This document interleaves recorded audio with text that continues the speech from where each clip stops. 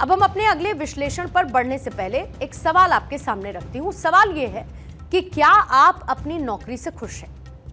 ये सवाल इसीलिए क्योंकि एक इंसान अपनी जिंदगी में सोने के बाद सबसे ज्यादा समय अपने काम को देता है।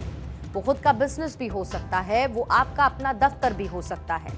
और एक इंसान आमतौर पर औसतन अपने पूरे लाइफ टाइम में यानी कि अपने पूरे जीवन में 81,396 घंटे यानी कि करीब 9.5 साल सिर्फ अपने काम को देता है।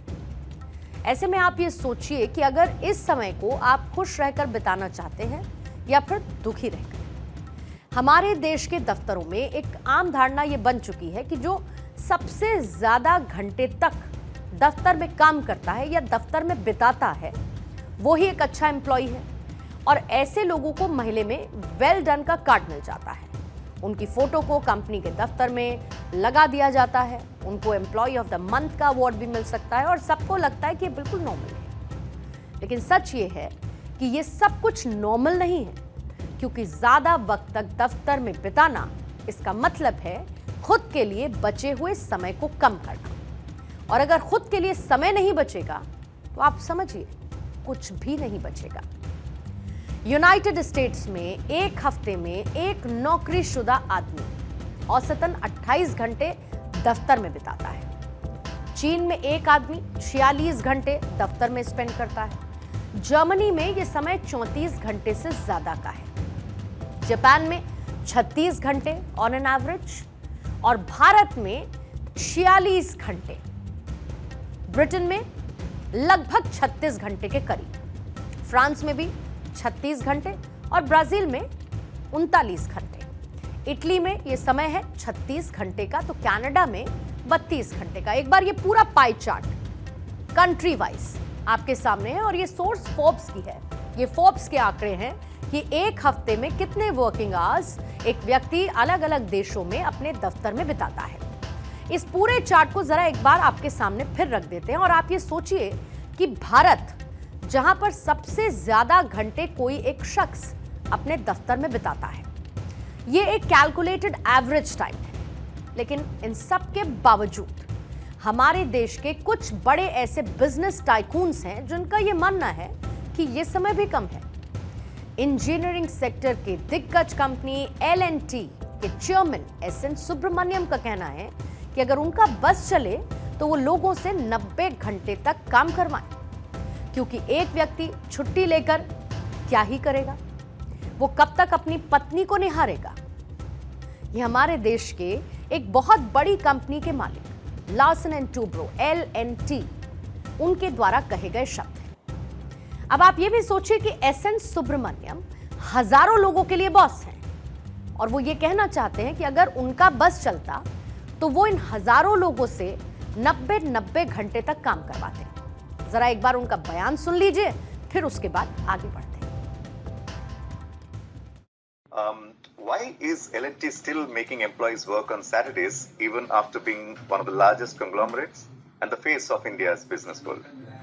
I regret I'm not able to make you work on Sundays, to be honest. If I can make you work on Sundays, I'll be more happier, because I work on Sundays also. What do you do sitting at home?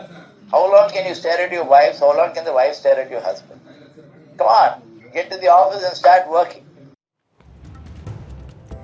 तो SN Subramanian के हिसाब से अगर एक व्यक्ति एक दिन में 90 घंटे तक काम करेगा तो इस हिसाब से वो पूरे हफ्ते में 7 दिन करीब 12.5 घंटे तक काम करेगा।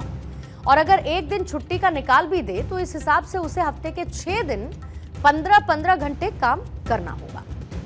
अगर वो इसके बाद 7 घंटे की नींद भी लेता है तो उसके पास अपनी प्राइवेट लाइफ के लिए, अपनी निजी जिंदगी के लिए सिर्फ 2 घंटे बचते हैं।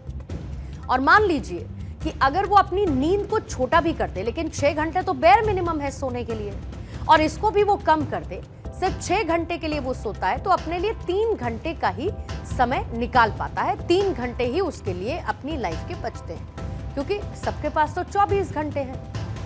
यानी कि हमारे देश के ये बड़े बड़े कंपनी मालिक चाहते हैं कि एक एम्प्लॉय अपनी जिंदगी में से रोजाना 15 घंटे उनको समर्पित कर दे और खुद की जिंदगी के लिए सिर्फ 3 घंटे निकाले।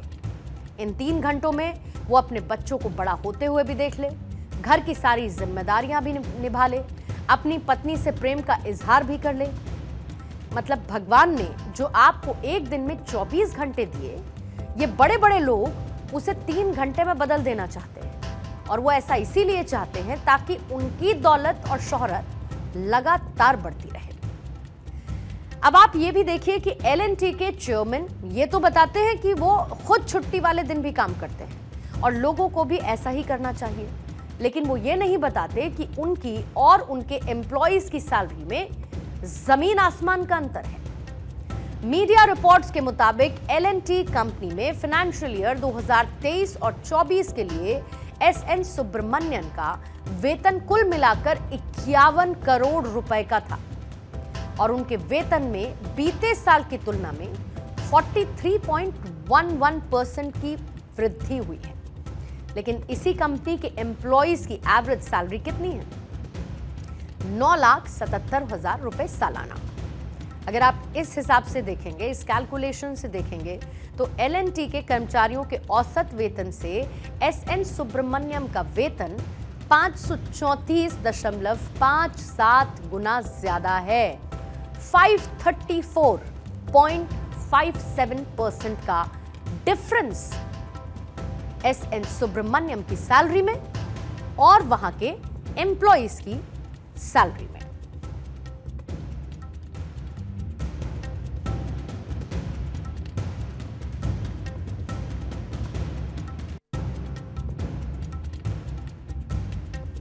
साल 2014 में जब SN सुब्रमण्यन की सैलरी 13 करोड़ 26 लाख रुपए हुआ करती थी, तब इसी कंपनी के एम्प्लॉइज की सैलरी 5 लाख रुपए सालाना हुआ करती थी, एनुअली 5 लाख इनकम।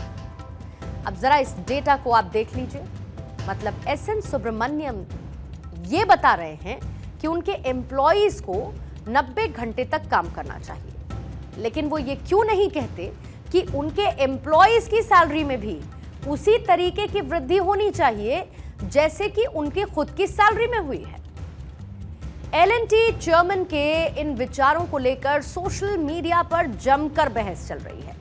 ज्यादातर लोगों का यह मानना है कि SN सुब्रमण्यन ने जो कुछ भी कहा उसमें धन संचय के विचार की मात्रा, स्वस्थ जीवन, मेंटल हेल्थ के मानकों को तोड़कर बहुत आगे निकल चुकी है। यानी जो पैसे कमाने की चाहत है वो हर किसी चीज को तोड़कर बाहर निकल चुकी है। मशहूर अभिनेत्री दीपिका पादुकोण ने इंस्टाग्राम पर एक स्टोरी शेयर करते हुए लिखा है कि ऐसे ऊंचे पदों पर बैठे लोगों के मुंह से इस तरीके के बयान चौंकाने वाले हैं। मेंटल हेल्थ मायने रखता है।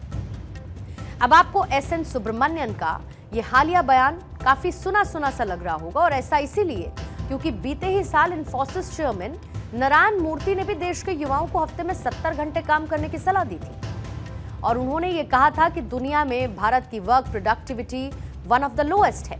और इसीलिए मैं देश के युवाओं से रिक्वेस्ट करना चाहता हूं कि आप इस बात को कहें कि आप हफ्ते में 70 घंटे तक काम करना चाहते हैं।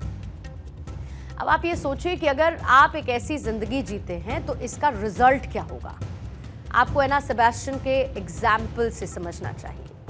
बीते साल जुलाई के महीने में 26 साल की CA एना सेबेस्टियन की मौत हुई, जिसके बाद उनकी मां ने उस कंपनी को एक लेटर लिखा जहां पर वो काम किया करती थी। उनकी मां ने इस लेटर में यह बताया कि उनकी बेटी की जान एक्सेसिव वर्क प्रेशर की वजह से गई है।